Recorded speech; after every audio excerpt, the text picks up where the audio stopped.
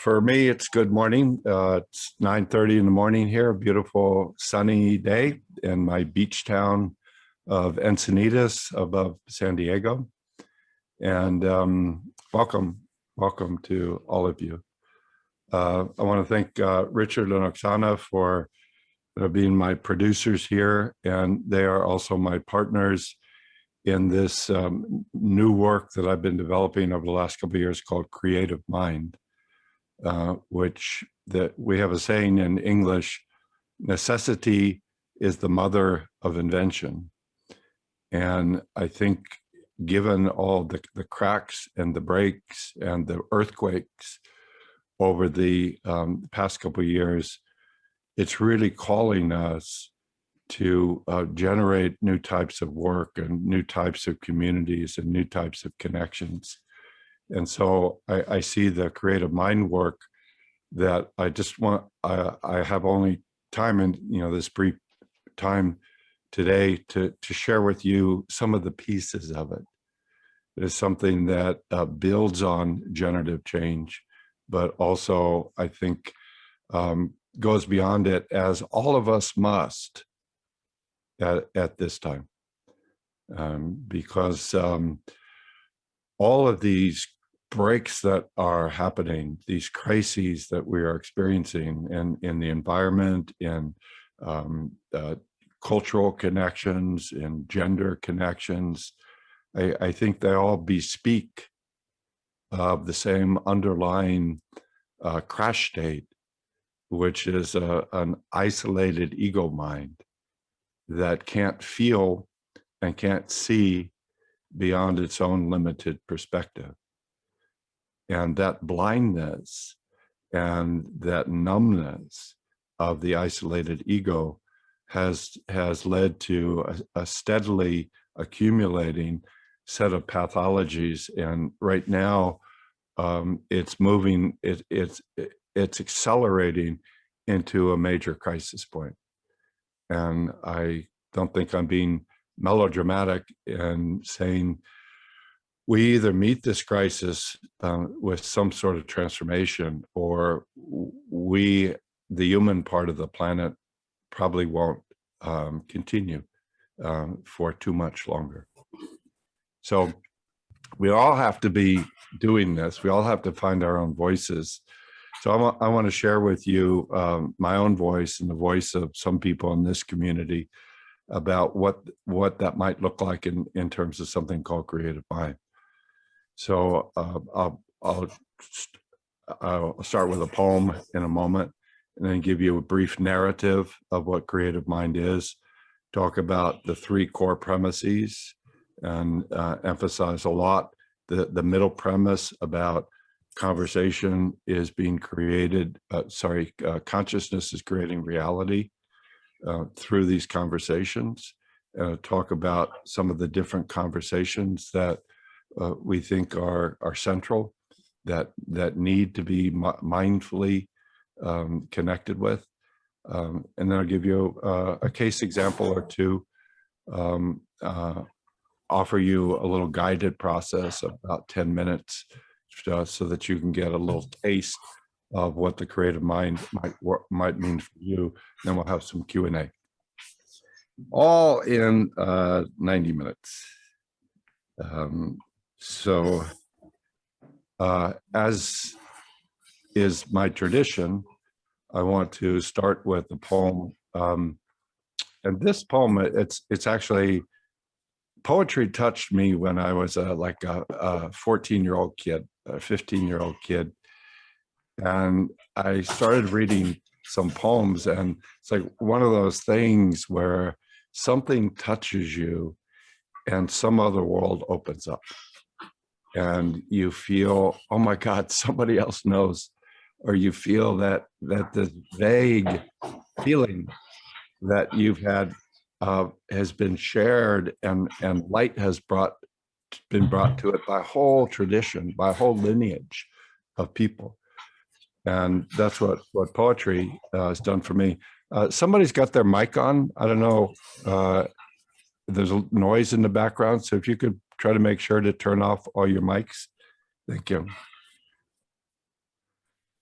So T.S. Eliot was the first poet that really, really, really deeply touched me. And his sort of magnus opus, his great work, was near the end of his life. It's called The Four Quartets, which is, I believe, in my humble opinion, is my sense of the greatest poem ever written in the English language. And it's a 40-page epic of 4 seasons of birthing and dying, the 4 quartets. And so I want to read you a little passage from the middle, and then I'll end at the end of the day with the last lines of the 4 quartets.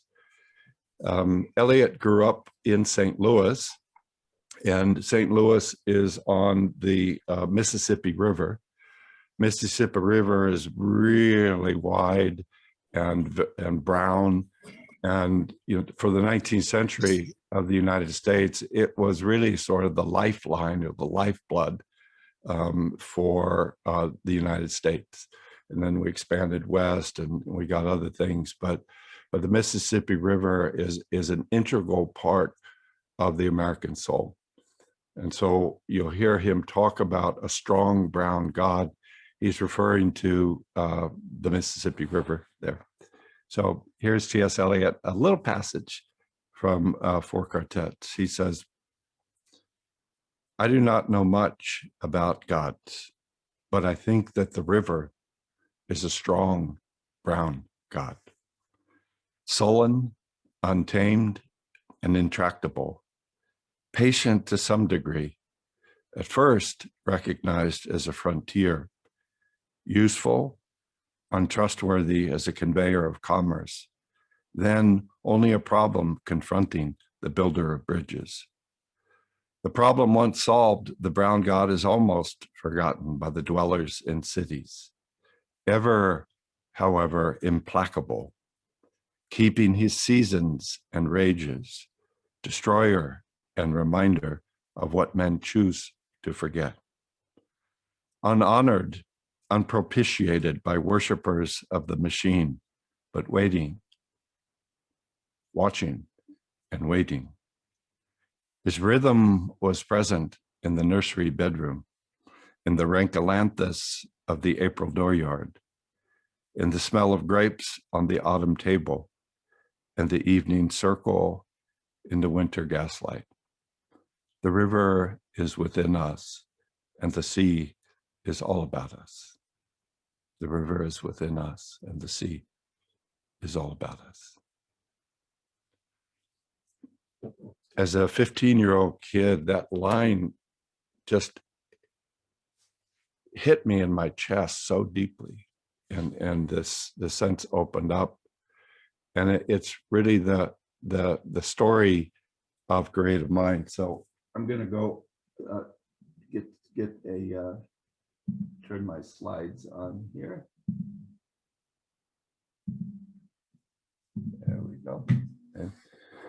So these slides, by the way, I will we'll send them on put them on afterwards, so that you can get access to them. I'm not going to focus on every slide. I'm going to use them as sort of a backdrop here. So again, somebody else have their mic on, please turn it off. So this general story, the general narrative of creative mind is consciousness. We are consciousness, much more than human consciousness. Consciousness is on this long journey of self-realization. And this journey goes through many, many, many different passages and many, many different stages. And on any hero's journey, we run into a lot of obstacles. We run into a lot of walls.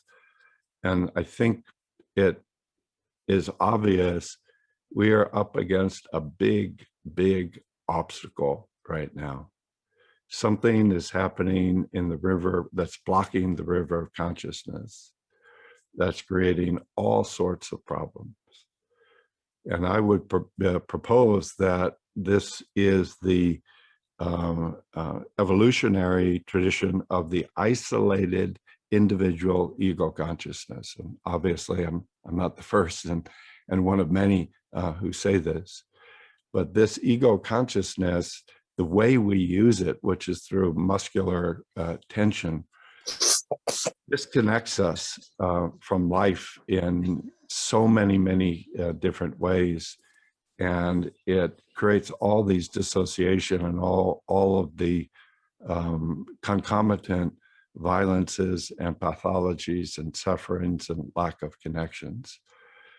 So we need to face this challenge. And I think we can see in many parts of the world glimmers and movements into the next level of consciousness, but we all need to be fully committed to it and fully participating. So it's good to have some sort of narrative of who are we, where have we been, where are we now, and what do we need to do in order to go forward.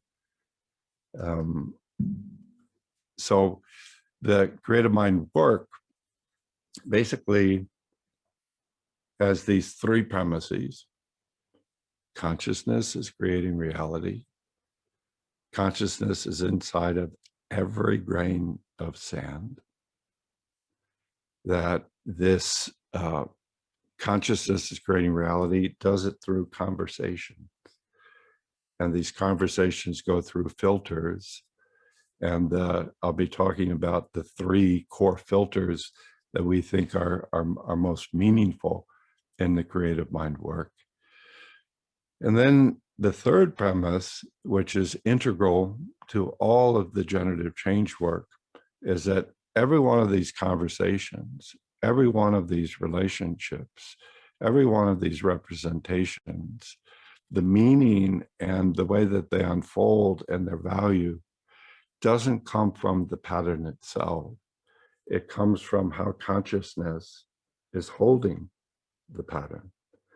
And here we have in generative change this crash versus coach distinction, which is a context. It's not a state, it's an underlying field. And basically, I think we could say that consciousness is either open, so that the river is flowing between every part of the field, or it gets locked, in which case you have disconnection and lack of love and lack of creative growth.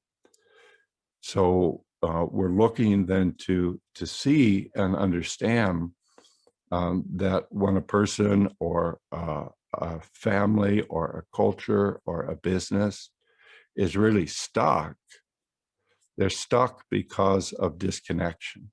Their consciousness is in a state of disconnection. And our job is to be able to support that system, to be able to find its deeper connection, to feel its deeper roots. And from that sense of feeling its interconnectedness with all of life, be able to find the resources and find the connection and find the love to be able to move forward in some sort of creative way. So those are the three premises. And sorry. So we're just going to touch these three premises just a little bit. And by the way, we start next Saturday our 25-day Creative Mind certification course. We'll tell you more about that at the end.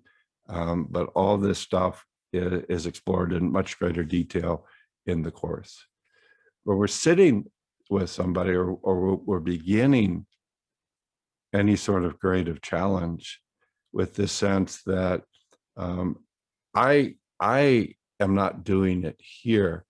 There's a consciousness that is running through me and running through all of life that is the base for all creativity and for all healing.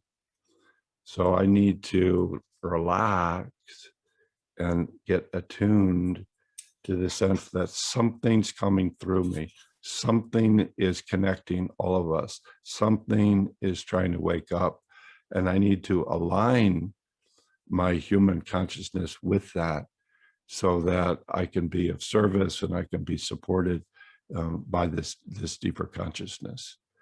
So we say that in generative change, and I would just note that the main change as it goes to creative mind is it really rejects a human-centric point of view. I think for hundreds of years, certainly in the West, we have been implicitly locked in a human-centric point of view. You know, creativity is a human thing. Reality comes from human beings. And I don't think it takes too much to realize, no, that's not true at all. We humans are just a little drop in the ocean, very, very recent latecomers, that the consciousness that is us is much, much, much, much deeper than human beings. And so we humans really have to feel our belonging to the Earth Mother, to the universe itself. And I know that may sound a little California-ish, but I really mean that in a very practical way. And the creative mind work looks to touch that in very, very practical ways. And the second premise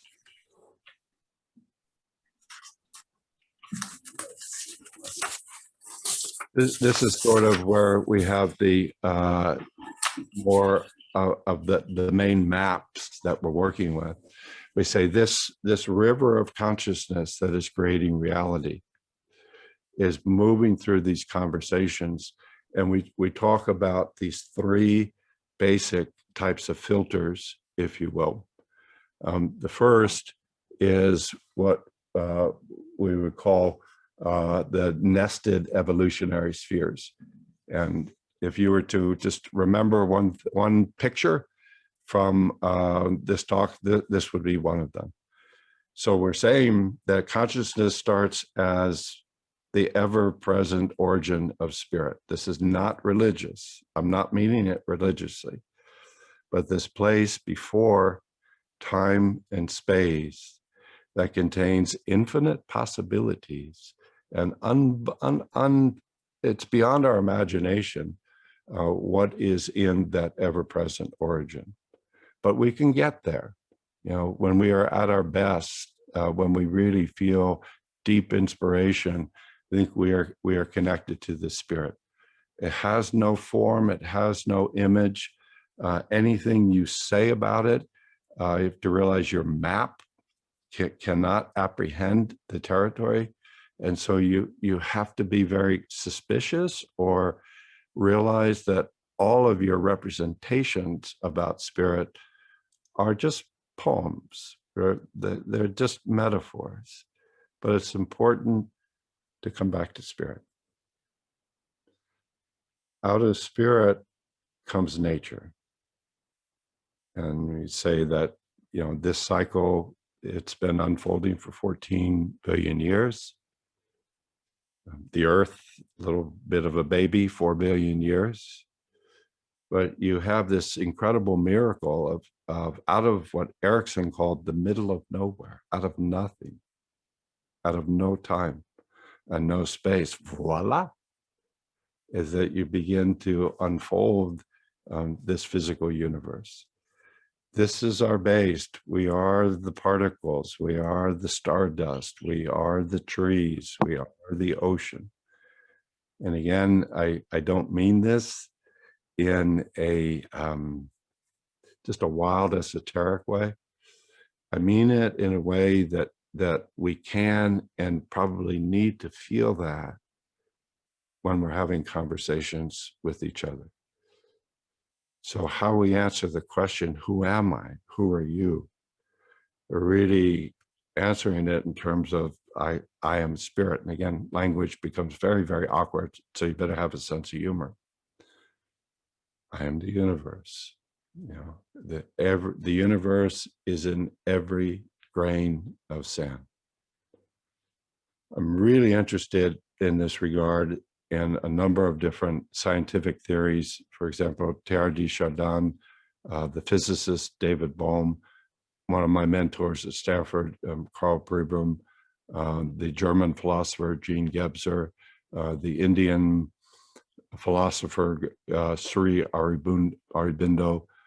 These guys are all been talk about the same thing, about the whole universe is contained in every little point, every little particle. And people like David Bohm or Teilhard de Chardin say at the very, very exact center of any given particle is a fuzzy black hole that connects you to the spirit consciousness that gives rise to the world. Sorry, I'm not going to go too much further on that point. I just think it's amazing, amazing that each of us contains the universe, and it comes out then and opens through nature.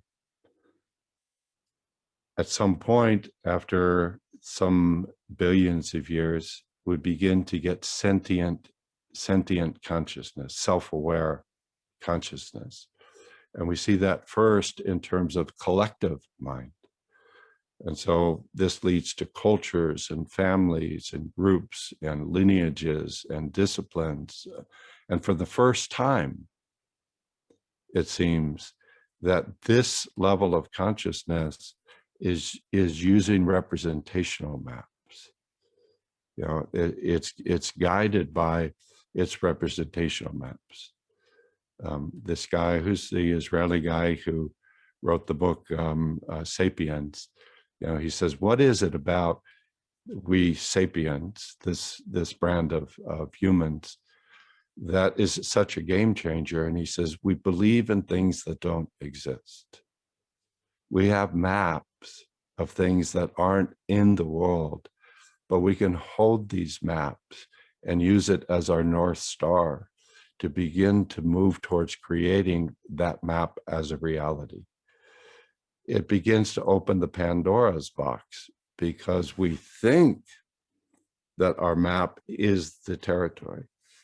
And so you begin to have things like cultural wars or religious wars, because this particular social collective consciousness has a different map necessarily from this one.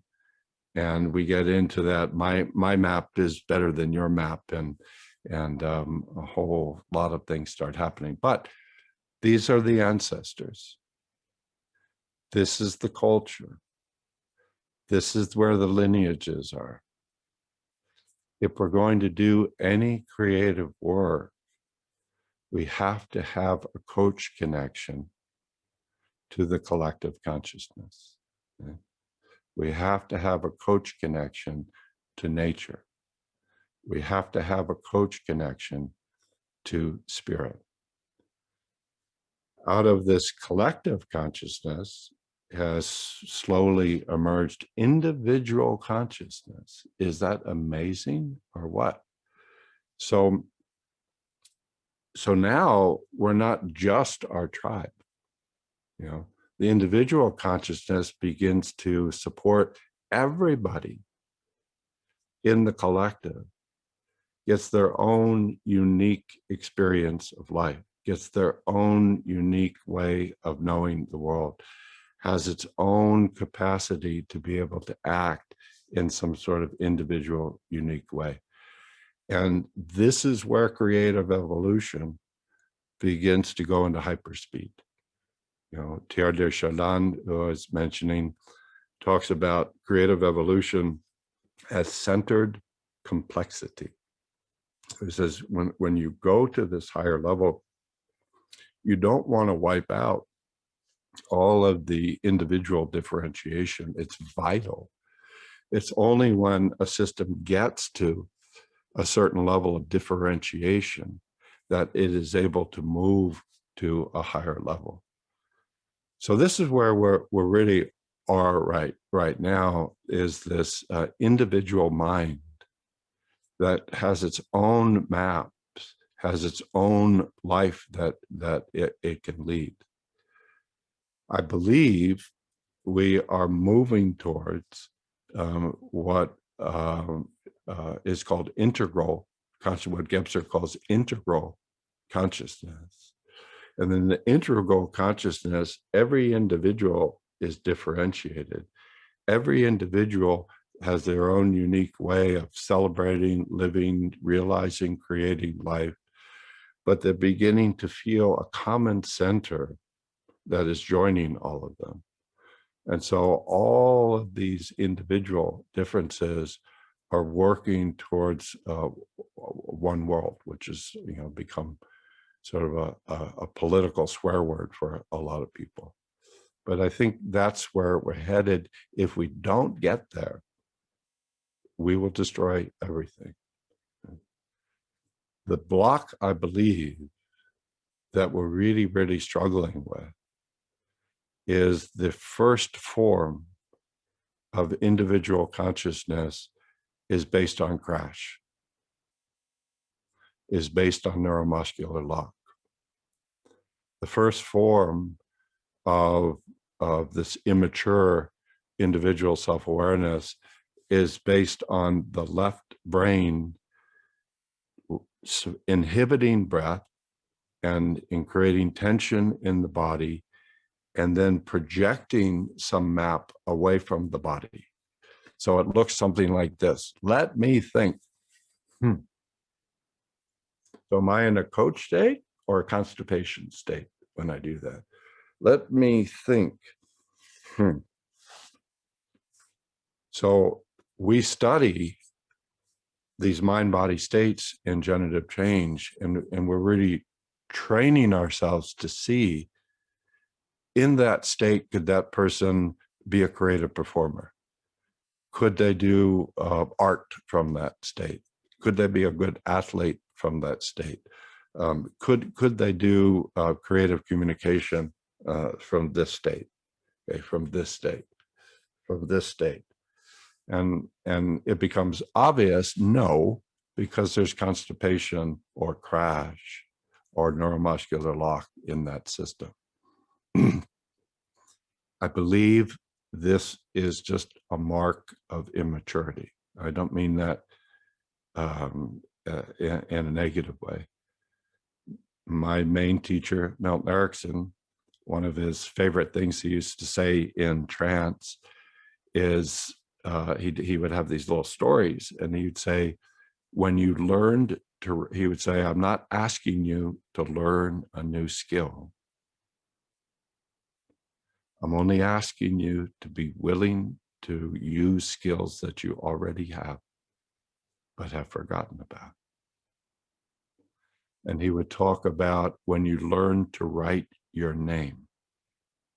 And if you see a youngster, learning to write their name, he said, there was so much tension in your hand and so much tension in your body when you're really at that first bottleneck where you're trying to create something. And you can see it in the quality of a child's writing. It's really got a stiffness and a tension in the way that they write. And he said, as you did that, as you wrote your name over and over, gradually all the tension began to fade away. And you discovered the pleasure of writing your name in a fluid way. So that's an example of the developmental process of emerging self-awareness. So we're really, really, really young in this whole business of self-awareness. I would venture that we're probably about 1 year old or 1.5 years old. So we have self-awareness, but we're just acting out we're throwing temper tantrums. We're not really aware of other people. Me, mine. We have the terrible twos, we call them, in about a child in their twos, in their second year. So we're at this very immature stage. And so most of our thinking is done in a crash state. So hopefully you have developed this appreciation over the years, however long you've been doing generative change, that our first sense of coach is just when you're just like in a totally happy state, everything's great, and it's not. Coach is this mindful presence that has equanimity to joy and suffering. It welcomes joy, it welcomes suffering, it sees the light of life, it feels the darkness of life, and holds that whole in a coach state in a centered way so that you can have some sort of creative response to that. A crash state, people usually think you're screaming, you're shouting, you're on the floor sobbing, but they're much deeper forms of crash. One of them is what we're trained to do in our formal education systems. So sometimes they say, when you were a child and you were in the classroom and your teacher said, "Pay attention, children," what was the posture that you were supposed to take on? In Russia, I was really amazed. In some parts of China, they do this. It's like, wow. I went to Catholic schools. You always have to have your hands where the nuns can see them. And we had to fold our hands, look straight ahead, and be very, very stiff and rigid. These are the representational maps in the mainstream that we often have for paying attention. But notice, this is a crash state. This is a state where there's no chi flow in the body. There is a rigid left brain representational map. And what we know about the left brain, the language brain, is it does not feel the body directly. And therefore, it cannot feel the world as alive. It cannot feel another person as a living being. This left brain is always operating on a confirmation bias. A man sees what he wants to see and disregards the rest. It's Paul Simon. So you have these rigid maps and your body is numb or shut down and you can't feel the rest of the world. No wonder we're in a big mess, but we're generally unconscious about this. And that's one of the reasons that people come to see us as coaches or therapists or consultants, because they're saying, listen, there's some positive reality that I want to create, but for whatever reason, I can't seem to be able to do it. Help. And in generative change, our responsibility is, before we start looking at what you want to create and how can you do that, we say, let's make sure that we put you in a place where you can achieve success. Let's make sure that we get you into a coach state. Okay? And then let's observe, because at multiple points in the session, the person will lose that coach state. As soon as you say, tell me what you want, you say, oh, I've been doing 10 minutes. We've been doing, oh, this is great. I'm feeling at one and in harmony with the universe. Tell me what you want. And immediately you'll see a person lose their center. So we're there to be able to notice the multiple levels of crash that a person is activating that we know will block any sort of generative possibilities from emerging. Because to have those questions And to move creatively in the world, you have to have a feeling of connection to everything. And so one of the things we do in Creative Mind is to say, for that intention to be real, let's make sure that it's totally somatically connected. A lot of approaches do this: mind, body, unity. Okay? But let's make sure also that you have a positive connection to ancestors. You know, who in your family could you count on? Who in your lineages can you count on? Who are the friends and the resources? They are integral, necessary parts of a generative team. So we need to go from individual mind into this collective consciousness of the body and nature and the ancestors and the community. Right? And we are confident that if we have that in a coach place, which means it's fluid, it's shimmering, it's adjusting every moment according to the feedback, is that you will be able to create some really great stuff in your life. But as soon as the disconnect happens, all bets are off. So these 5 levels are sort of a reference point that we can just have as a just as a general heuristic. My job is to help my clients create something positive, sustainable, and positive.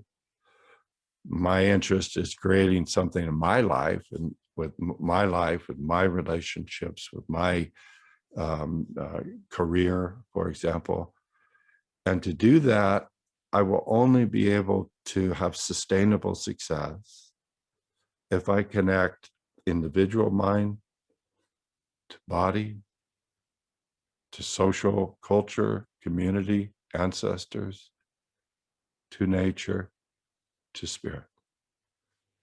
So what Creative Mind does, as Generative Change does, what Creative Mind adds a new set of methods for how do you do that? What are some of the specific practical ways that we can open that connection through these different, what you might call, levels of identity?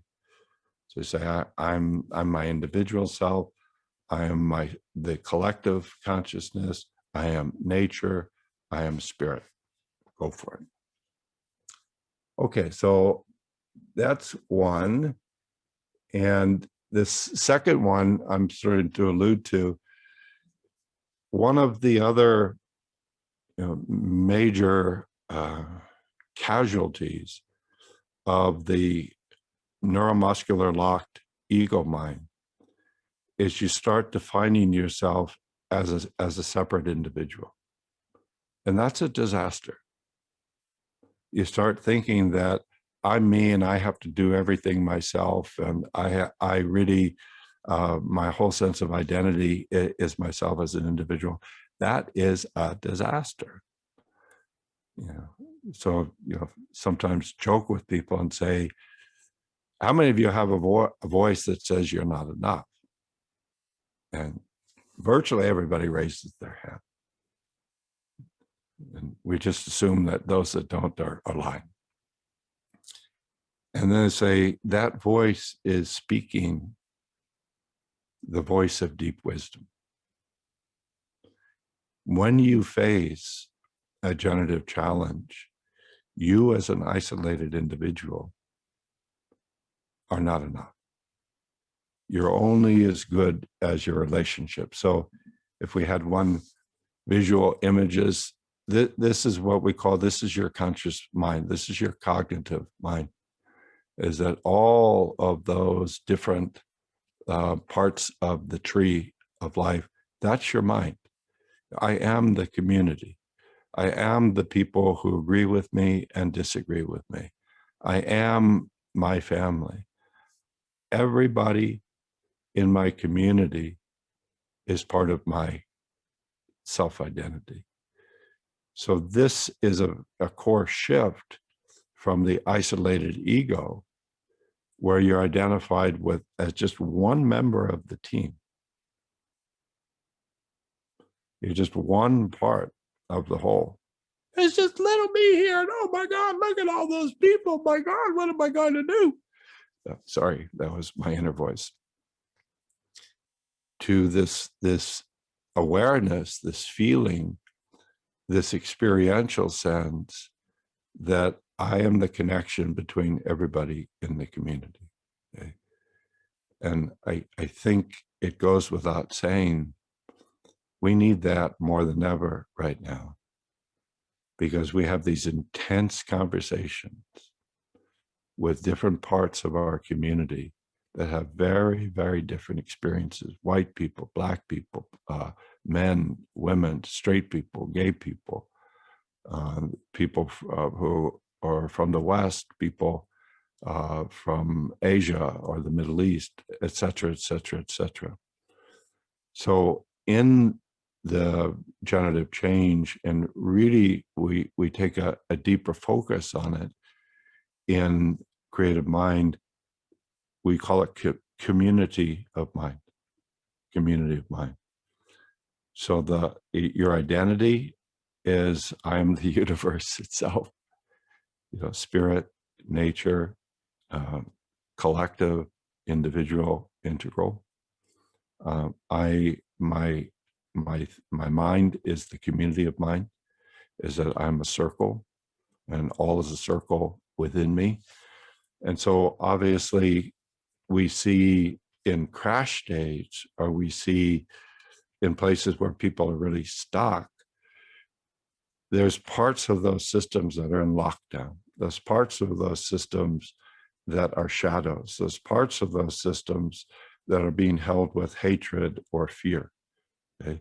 So in the generative change 6 steps, we see that as the obstacles. And we see, when I, which is usually my ego identity, when I go to try to make this happen in the world, very quickly something shows up that says, thou shall not pass. Something really comes up as an obstacle. And we're really seeing that as an integral part of the solution team. Consciousness is creating reality through conversations, through these evolutionary levels of identity, from a community of mind which begins to open the horizontal dimension. And then the third filter that we're talking about is what we call the generative performance holons, because once we get to self-awareness, then it becomes true at a much more deeper level. Whatever reality that we're living in, we are deeply responsible for creating it. More so than trees, more so than dogs or cats, because we're being guided by these maps about what we want the world to be. And we have this accelerated way of organizing everything to try to realize whatever that map is. So we have all these different systems, if you will, for how to create a reality. Some of them, sort of the old-fashioned ones, are I must control everything and dominate and make a lot of money, and everybody else has to make less money than me, and I will mess with anybody who gets in my way.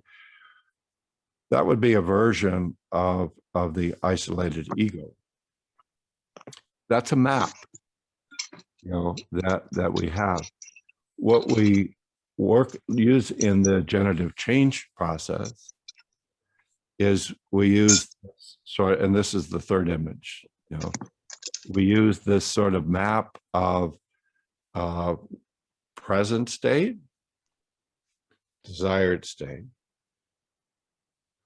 resources, obstacles, steps to action for getting from the present state to the desired state, and the space that you're holding it in. That's the 6 steps of generative coaching. Right? You see there's sort of a quaterno, what Jung would call a quaterno: present state, desired state, resources, obstacles, ideas like, okay, if I want to create intimacy with my sweetheart, I've got these maps about what do I need to do? What does that look like? What actions do I need to take? What needs to be there in order for me to realize that? If those become fixed and locked, we're in deep shit. So this is the third type of what we call the general filters that we're tuning in, so that the consciousness that is moving through us can create integral realities that work for everybody. Oh my God, that's a lot, right?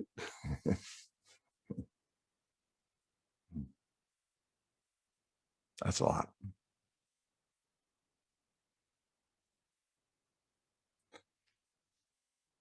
That's why we do take 25 days in the Creative Mind certification course,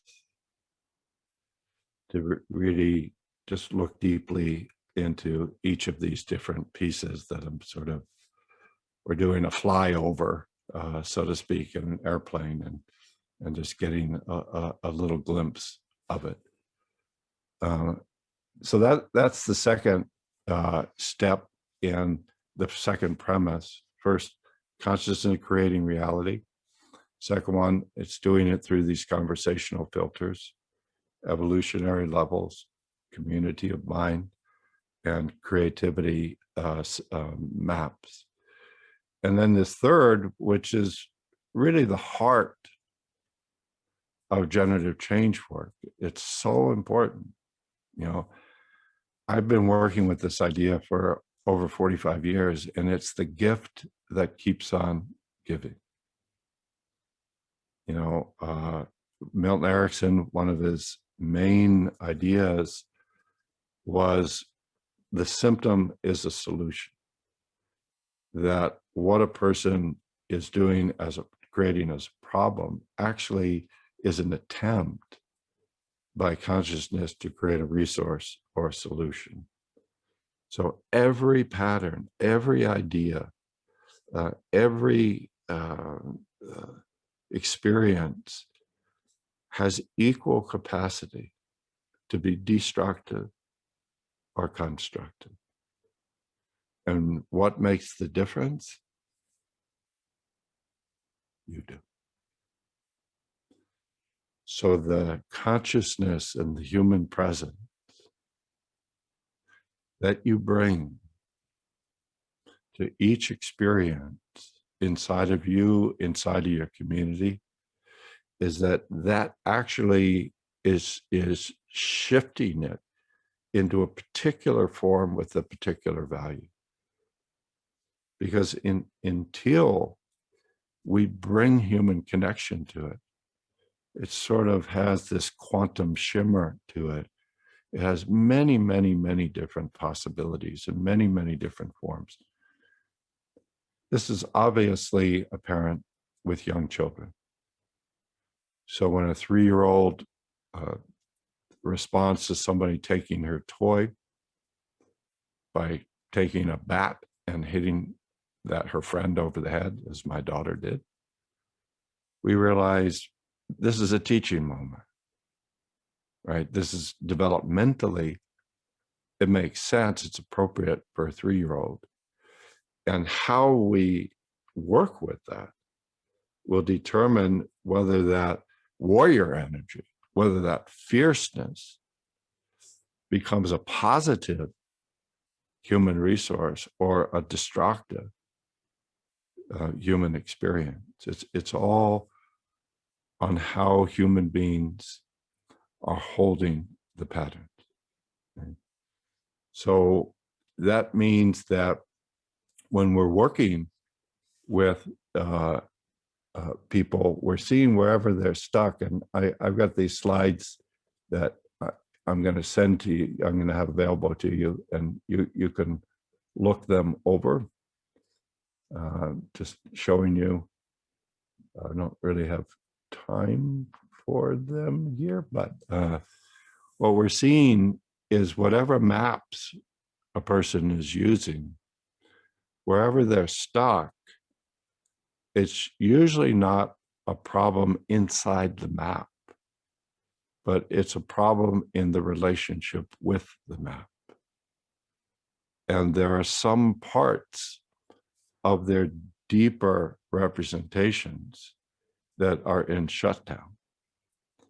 So we're looking in the conversation to open this conversational space where we can hold everything with this mindful, welcoming presence, centered, open, and we can begin to sense each part of that process and see there's some parts that are in lockdown.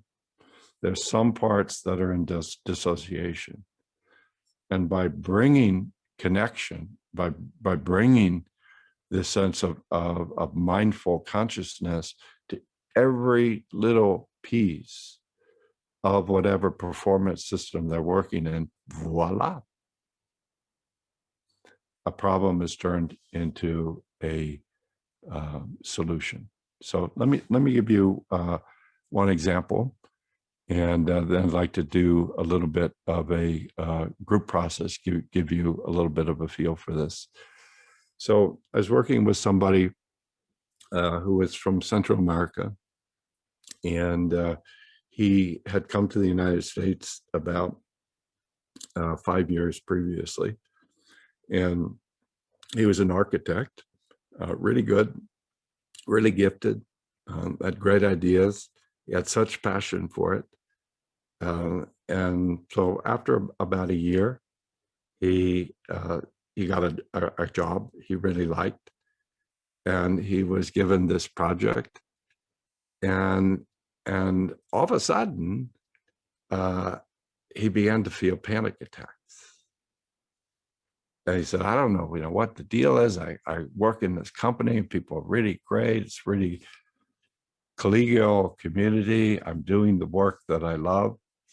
But out of nowhere, these panic attacks. So we would say some part of the system that is in play is in crash. So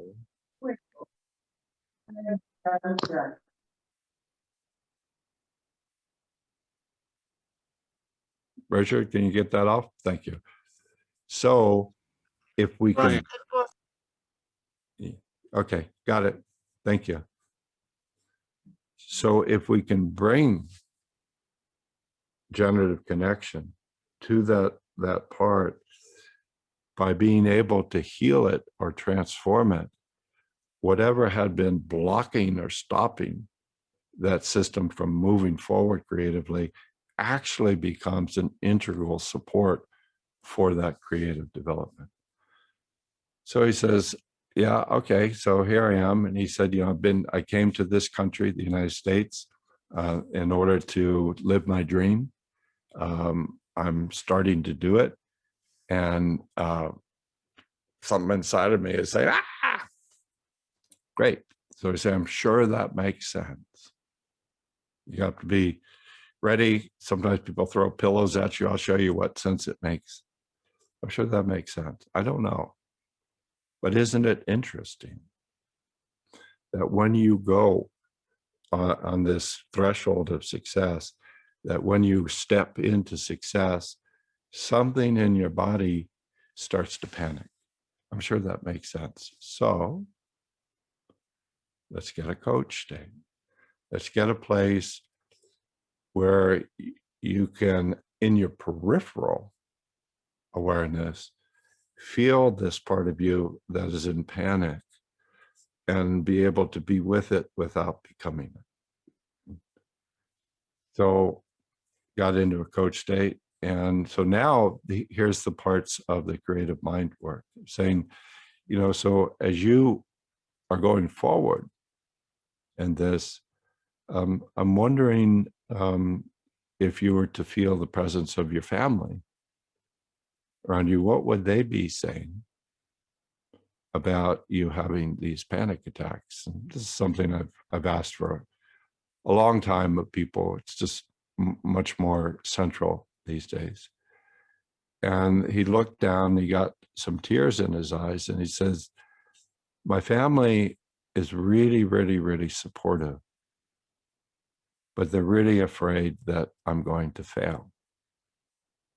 And I said, well, let's just breathe with that and just notice who in your family is with you right now. He said, there's my mom and my dad. And then he looked down and he said, and there's my uncle who's there. And I said, what, you look like that's a really deep connection, your uncle. And he said, yeah. He said, my uncle, who was about 30 years older, came to the United States. Our family was really, really, really poor. And he was a young man. And he came to the United States. And he hit such racism and such immigrant hatred that he was crushed by it. And he came home a broken man. And there was a sadness in the family about it, but nobody could ever really talk about it. You know, and somehow this guy, we'll call him Jaime felt this really strong connection to his ancestor, to his uncle, to Jaime. So doesn't that make sense? If you as your family is going into this place and there's this history of failure and violence in that place that you're stepping into, what do you think you would experience? Usually I find that those family members that are the source or the sort of the reference for the pain are really some of the best resources to be able to bring in. In this case, it wasn't that his uncle was violating him or perpetrating something on him, but his uncle was the image of the broken man. And so he's centered again. I said, I really feel, tell me if I'm wrong, you feel quite a love for your uncle. And I said, you know, one of the nice things is that when you're in sort of a nicely tuned space, you can feel who your uncle really is, you know, underneath all the suffering. Underneath, you know, if it's a parent who was really negative to you, you know, this very confusing, horrible things they might have done or said to you. And he felt that. And so I want you to just sense, as you stand on this place of really want to step into your success as an architect in the United States, as you stay connected to your center, just feel what your uncle says about that. And he starts crying. And he said, my uncle is telling me that he loves me so much and he sends such deep support, and that everybody in the family, no matter what happens, sends Jaime support. So that would be an example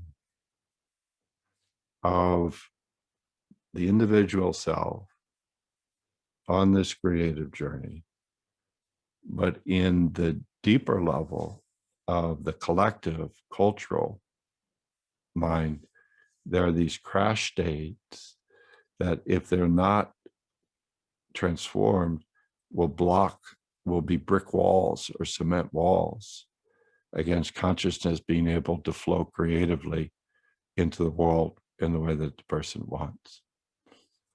The second dimension would be, what is your connection to nature? And you see that many people we ask this question in generative change: when you need to get back to yourself,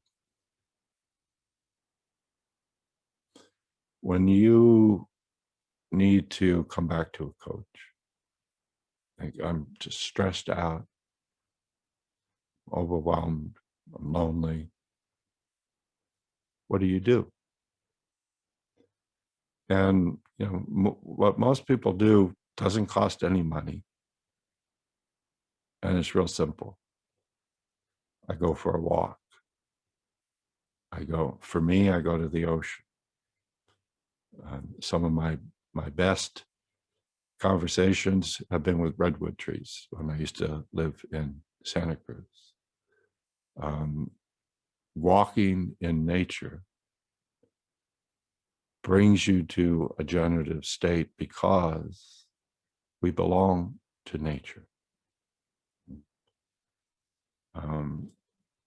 So I asked him, did he like any experiences in nature? And he said he was a rock climber, and he would go on these rock climbing expeditions that you could see were some of the best experiences of his life. And so I asked him, I'm going to ask you in a moment to step into that. I said, what's your level of coach 10? Now come back to the problem. You're in there in your office working on a project as an architect. What's your connection to nature? 0. That's interesting. Let's come back to your deeper identity. I belong to nature. Nature is within me. I am within nature.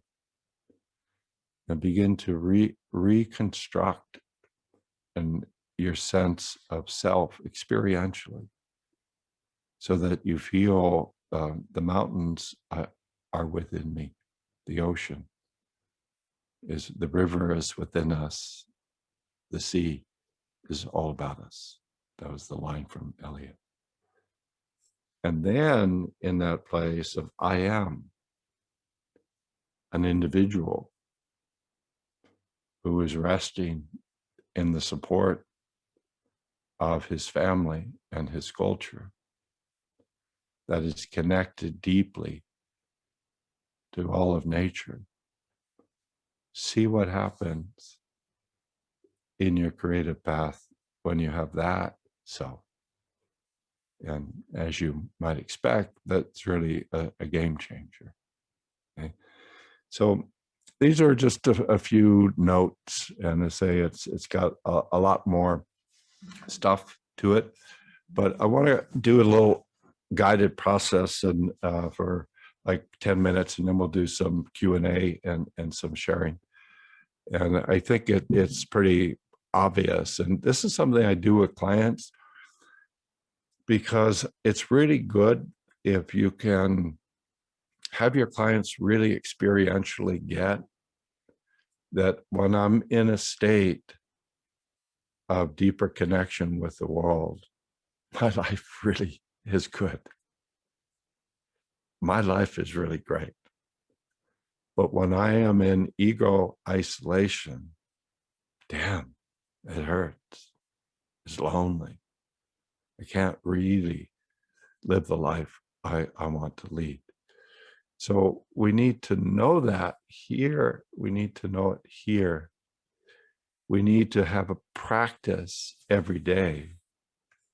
And then we need to sense that wherever we're up against the wall, that wherever we're really stuck and it feels like there's no way out, it's because we're in a disconnected state. Okay?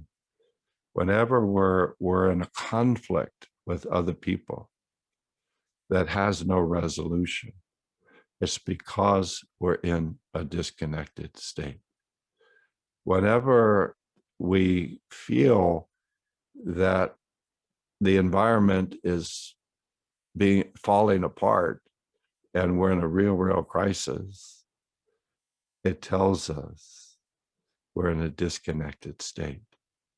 So generative change, creative mind is for me, it's next generation, is a way to make connection, the heart and soul of every moment and every thought and every relationship. And it is a connection that is not in a muscular thinking. The ego thinks with muscular contraction. This is one thing I learned from doing trance work for over 40 years. Whenever you see this, the person is in their disembodied intellect. Okay? So the thinking of connection, the thinking that allows interconnectedness as its base, is a thinking that is based on flow, is based on chi, is based on nerve awareness. This is possible for every person to some significant degree. It is the mark of all creative artists. You can see it with all creative performers. There is a chi flow. So this is what we want to do. And then we can feel, I am in such a deep, rich space of resources. I don't know exactly how I'm going to be creative, but I know that it will happen. You know, as long as I'm thinking it's not me that's far, but it's we that's unfolding in conversation. Okay, so if you'd like, you can stand for this, or you can stay seating. Those of you know, I usually am standing. I just wanted to try it out sitting today. It's a little awkward for me to stand. I'd have to change my camera. So if you'd like to stand, please do. This is going to be just like a 10-minute thought experiment. There we go. Okay. So the first two steps are the first two steps of all generative change work. Okay. Take a few moments and let yourself get into what we call in the work a coach state.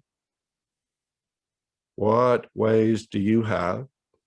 Should be simple, should be pleasurable. How do I shift? Relaxed body. Tai Chi is an emphasis on the lower half of the body being warm and heavy. Dropping into the earth. Relaxed body. Straight spine.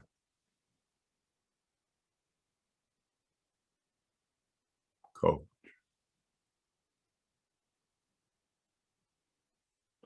Whatever way you have, and of course, if you're working with a client, you need to have more attention to how the person is doing this. But for this exercise, we're presuming you have your ways. Coach. Now, for the second step, which is intention, let yourself sense where you're working at your edge. Where is a place in your life that you're really wanting to grow, to change, to develop, but you're struggling? Could be an intimacy relationship. It could be someplace in your work. Could be someplace with your physical health or with your relationship with your body. Where's a place that you would really like to creatively move forward in your life, but you're struggling? That was what we call your edge. And that's where all the greatest generativity can be found, is on your edge. So what is it? What is one of your edges?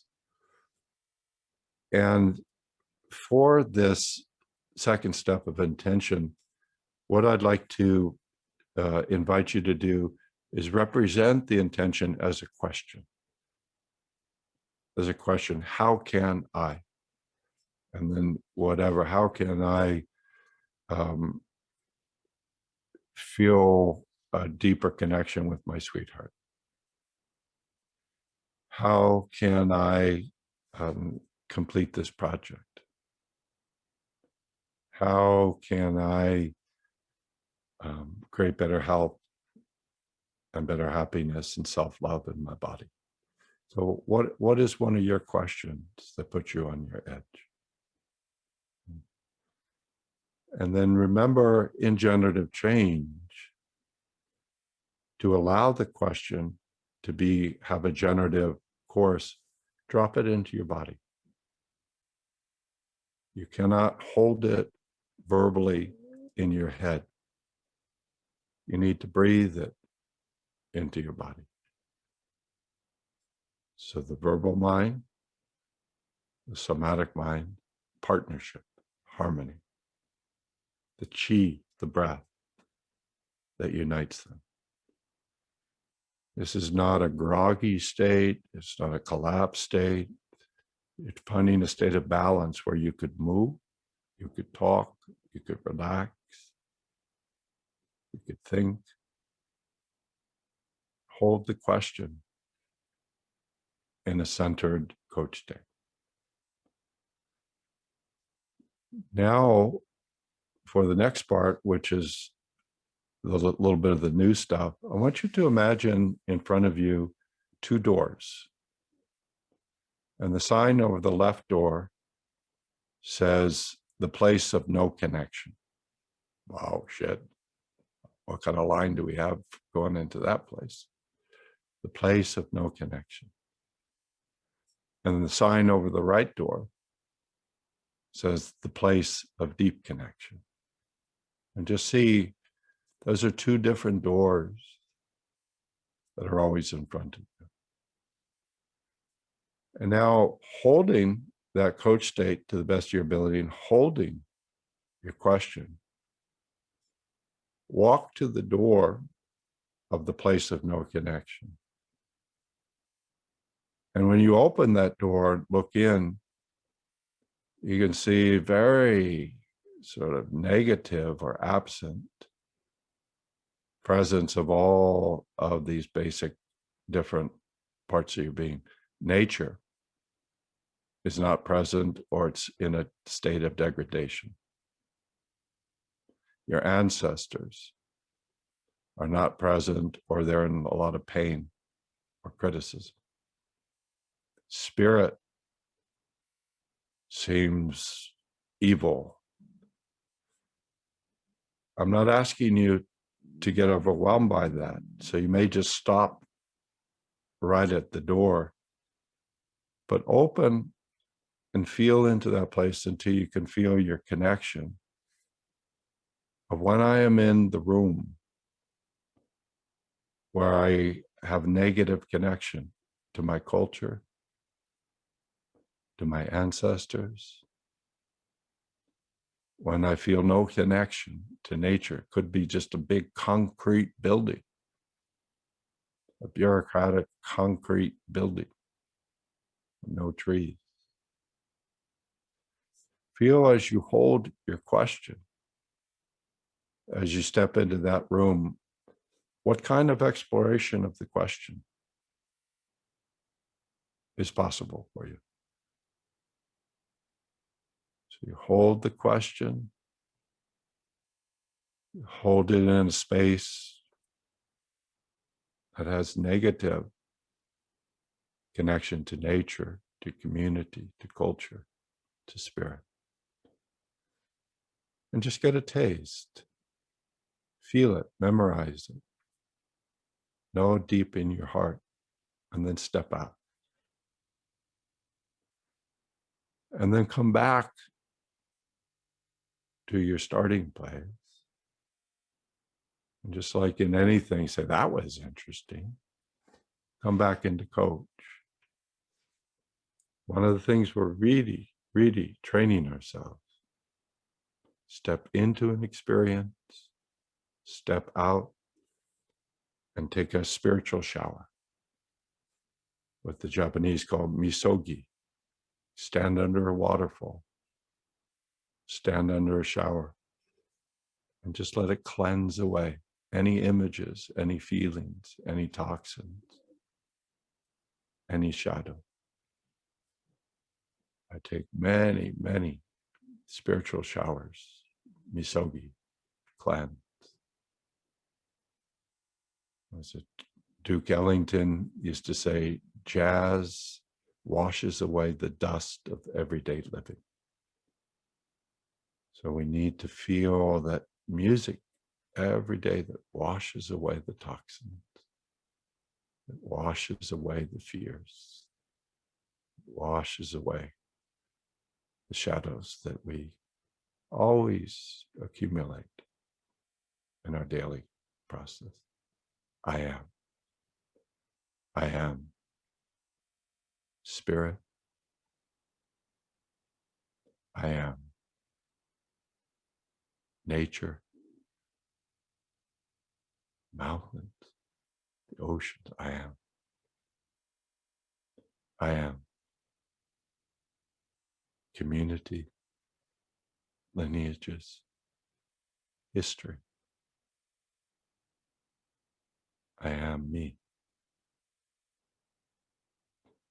I am the integral community of all of this centered complexity. I am. And from there, look over to the right and see that door, the place of deep connection. And holding again that question. What is your question? What's your edge? Let yourself walk slowly over and step into that room where you can feel, you can lay in the grass, you can breathe the air. You can open up and see a sky of 10 billion stars sparkling. And you can feel ancestors smiling. In that place, staying connected to your individual challenge. I'm working on my edge. Surrender. This is your true nature. This is your true nature. You belong to everything in the universe, and everything in the universe is inside of you, wanting to help. And let yourself take a few moments and just explore, find yourself exploring the question in that room, seeing the obstacles or the old fears, seeing the stuck places, what you do in places of not knowing. Each time you feel any part of the journey of being on your edge, relax, open, and feel what deeper level of myself do I rest in? Nature. Many, many, many difficult conversations I've resolved by touching trees. Might sound a little bizarre. Touching the tree, having the conversation with the tree, surrendering and feeling the ocean. Please help me. And to feel you're on a human journey. You're on a unique individual human journey that you must claim. But that human journey is embedded, it's supported by everything. And so feeling that and any differences there, you can step out, go back to your starting point. And just feel, as in any learning experiment, first step under the spiritual shower, misogi, waterfall, cleanse it off. Come back to just, I'm an open channel of light, luminous, body of light, luminous mind. Just me, just you, just you. And then just let yourself feel at some level the differences between those two rooms. It's a little bit like remembering somebody in your life who really, really blessed you, who saw you and touched you with a blessing. I see you. You have something valuable. You have a person like that in your life, right? Feel what they touched. And then just for a moment, at whatever distance is best, you've had people who have cursed you, who violated you, who attacked you, who disrespected you. Feel the self that you experienced in that. And you can see what's at stake. So we're doing this in creative mind at a deeper level. So coming back to your center. Every time you step into some experience, particularly the difficult ones, step back out, take a purification shower, cleanse it all off. Be with it, don't become it. And then let yourself learn from that. So see the difference that living in a place of positive community and positive connection to nature, positive connection to spirit. See the difference that it makes and realize you can be able to create this every day. You can help others every day. Is life great or what?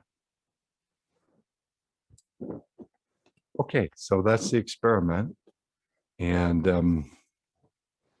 hopefully it gives you a little bit of taste about where we're headed with this creative mind work. We have time for just a few sharings or questions. And if you want to share, please be succinct. You can click the reaction. Is it reactions? Yeah, put your hand up. And Richard and Oksana, I'll just ask you if it's okay to pick somebody and then highlight them. Sure, Oksana's going to the other room because I'm recording you on this monitor. So. Okay, great, thanks. Gallery view there. So you guys are on, please. Yeah, so pick somebody, Oksana. Okay, it's Angela. She's already on the screen. Okay, so, and will Angela be highlighted now? Yes, she already is in my computer. Okay.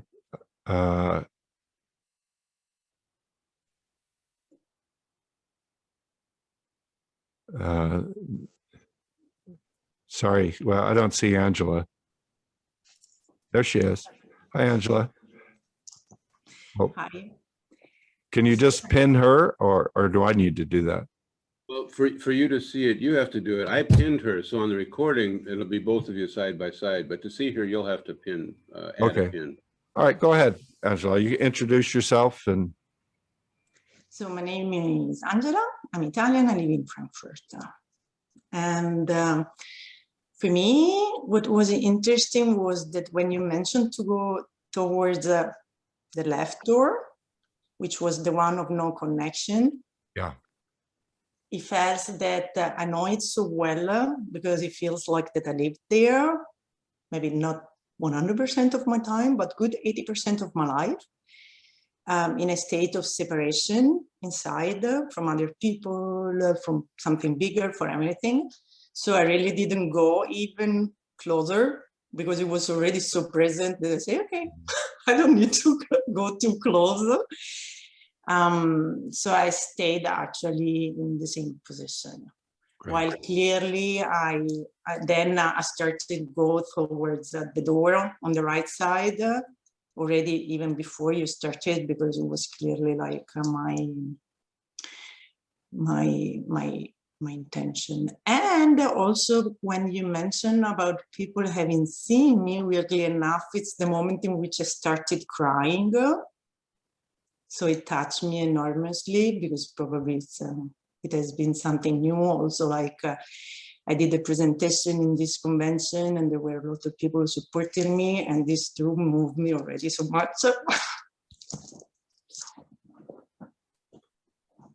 Great. I wanted to share this. So. Thank you. Thank you. Okay, another person. Okay, it's Tivo. Okay, I'm putting Tivo nearby Steven. Richard, do you have time? Yeah, I'm adding to Okay, it's okay from my side. Hi, Tivo. Hello, nice to see you. Hi. Hi. Tell me your name again. Tivo? Oh, Tivo. Hi, Tivo. From Berkeley, right? Yes, thank you for remembering. Yeah. Hi. Hi, thank you so much for this beautiful and profound work. What I want to share is that I had a clarity around, in the coach state, I have access to the left and to the right. So I felt a more spaciousness that is beyond both what I just metaphorically saying death and life. And so I have a real appreciation of how much that negative space, when it's just that, it's actually killing me. Yeah. It's actually death. It's actually, I had a real appreciation of it. And so at any point and moment, I can access the life serving, and I can access everything that's much bigger. So I just really, really wanted to appreciate that, because, you know, the lineage of my family of oppression and racism and very extreme violence, I was able to see underneath that. And it just really, to see my father's body in an expanded and beautiful connected way when there's so many memories of emotional and physical violence, it was profound. So I just wanted to thank you. Where are you? Where's your family from? They're from Mexico. Yeah. And my grandfather used to whip my dad. And when I was growing up, he still had marks on his back. Wow. Yeah. So, yeah. And you know what you're talking about, I think where we are at a point where I think the creative mind is really important in terms of shifting from a primarily individual focus to a collective focus, because you know some of those things you're talking about the violence and the racism and the degradation of the environment and the violence against women, they're not really part of an individual consciousness. They're part of this collective consciousness that we're born into, that we're dropped into. And so I think what creative mind is, you know, like I think all the emerging traditions recognize, we have to look at the mind at the individual level, yes, but we have to equally be looking at it at the collective level, in terms of these practices. So thanks so much, Thibaut, for sharing. Thank you again for your beautiful work. I appreciate it. Yeah. Say hi to Berkeley for me. Yes, I will. My sister lives in Oakland. She's moving today. Ah, I hope it's a good travel and a good home for her. Yeah. Well, she's been in Oakland for 20 years. Oh, okay. We're from San Francisco. Great. Yeah. Thank you. Yeah. Okay. One more. Okay, Stella is the next one. Stella, I'm going to pin you. Do you see Stella there, Stephen? Uh, Put a hand up. yeah, I see Stella, but I don't see her on my. Hola. I see myself. Yeah, there you go, Stella. Okay, go ahead. How are you? I'm doing well. How about you? Feliz estar aquí. Gratitud infinita. Le preguntaba a Stephen, le preguntaba por chat si esa estatua que vemos, esa imagen que vemos detrás es de Ganesha. Preguntaba. Sorry. Hey, Daniel Oil, are you there? Yeah, we need Es que no sé quién está traduciendo, pero. I can translate for you, Steve. Okay, please. Okay, so she's very grateful with the work today that you did, and she's asking if the statue behind you is a statue of Ganesha. no, that's not good. Ganesh is the elephant god. That's my mother. Dice que es la estatua de su madre. Quería hacer este comentario porque para mí fue muy conmovedor el ejercicio. For her, it was very touching, the exercise. Pude llegar a esa puerta de la conexión profunda y me quebré. Me puse a llorar porque pude ver esa puerta de tantas posibilidades y me pude dar cuenta que he sido yo un gran obstáculo para mí misma. Okay, dame un segundo, Estela. Dame un segundo para traducir. Okay. So she was deeply touched by the work. She was able to go through the door of connections, and she was in tears because she realized that she has been an obstacle for herself. Yeah. Sí, Estela, continúa. Y que pude darme cuenta realmente de mi voz interior más profunda, es que escuché algo que me decía, trabaja tu autoconfianza. Es decir, y entrar en esa puerta de posibilidad me dio esta mirada que fue como un wow. Y me conmovió enormemente el ejercicio realmente. So going through this door, she was able to listen to an inner voice that was suggesting that she should work in her self-confidence. And she felt in a different, new way from before. So she's very grateful. Gratitud infinita. Yes, de nada. So that, I think you just get a little bit of a flavor. And let's see, where are we coming back to? I'll come back to the gallery view. So that's a little touch of the creative mind work. And so thank you, Estella. So we can move from Estella to back to the whole. And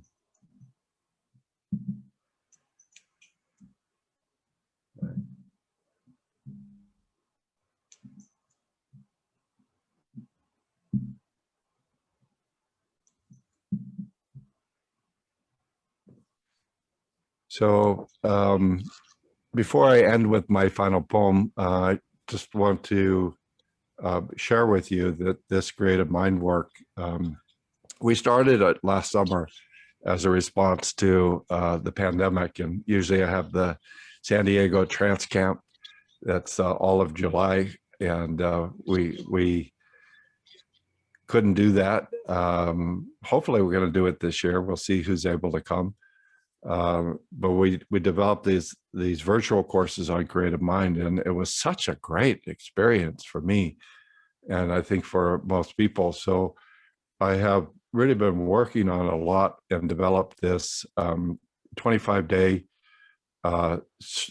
certification course, all virtual. There are 8 3-day modules and an opening 1-day module that starts next week.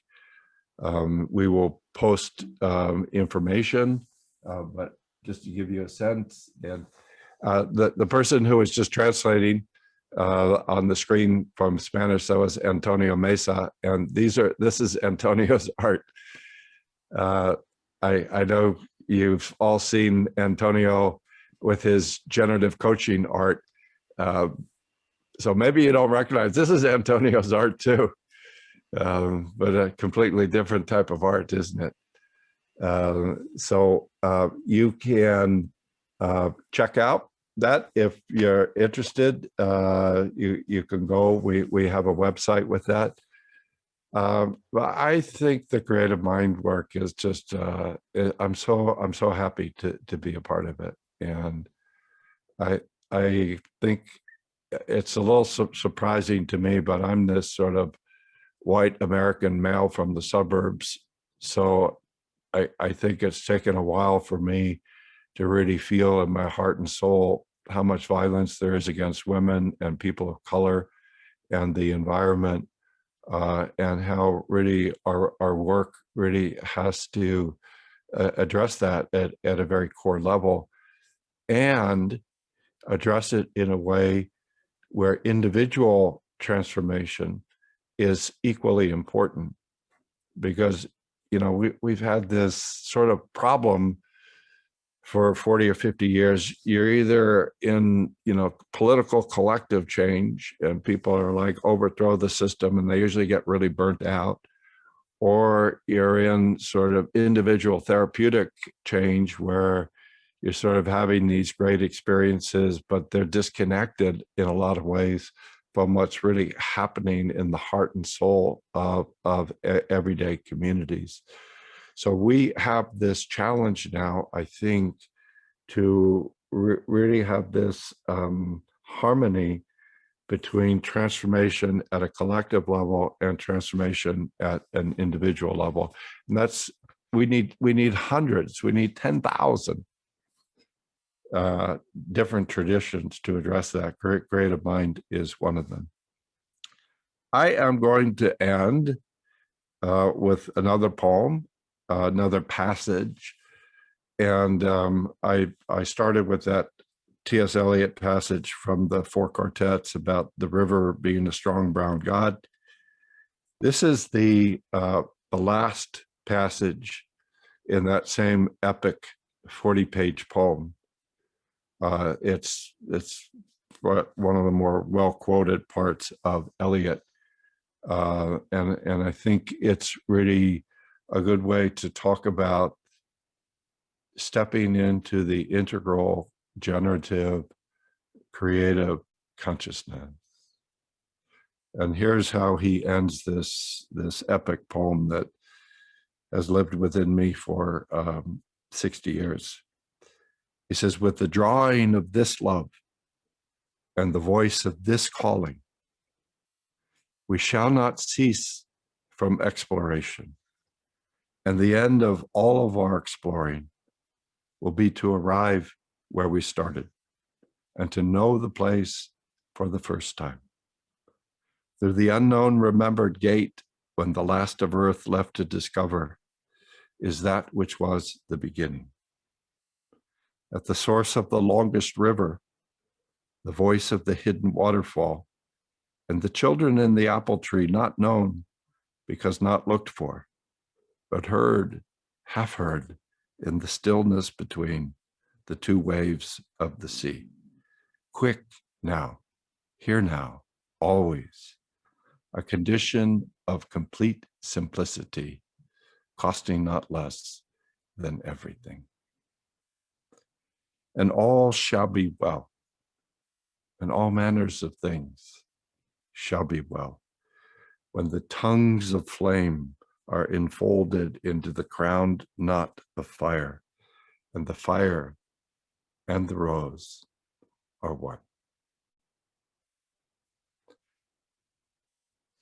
That's what we're looking to do in this work is, are we lucky or what to be able to do this work? And so that's my message for today, y'all.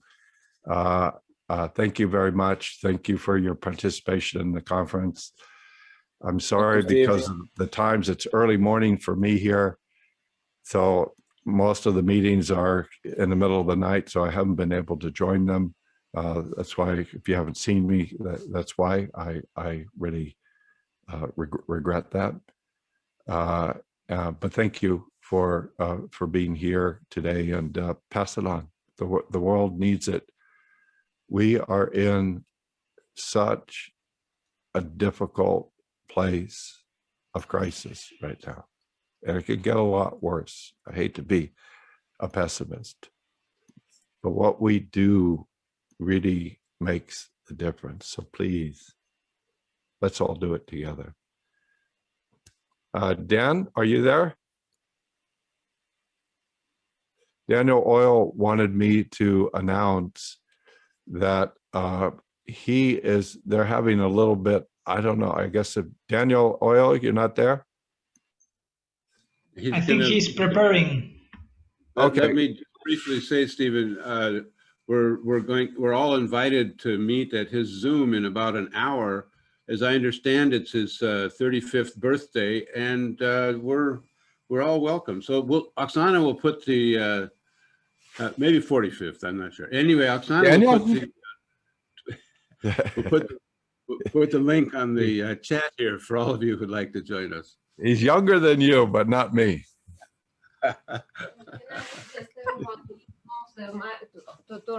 Hi guys again. Yeah, let's meet together at Daniel's beautiful event with music and magic.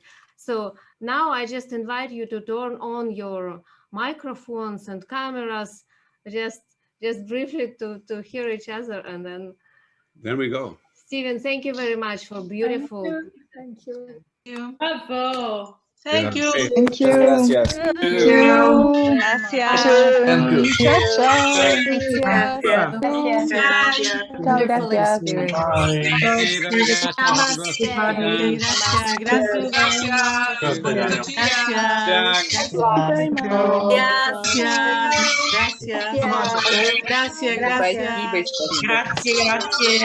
very much. Vielen Dank. Muchísimas gracias. Love you all. Love you. Gracias. Gracias. Thank you very much. Thank you. Gracias. Also, Oksana, for your work. Love you, Natalie. Bye-bye. We'll see you all at Daniel's Fab. Yeah. Ingrid ahí. Bye.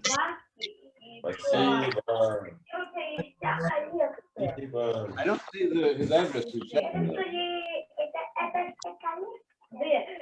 Gracias. Maybe it's his higher.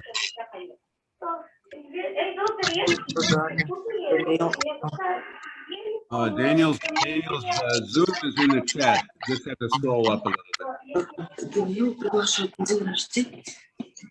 Donna, put it on again. Great. Okay, guys.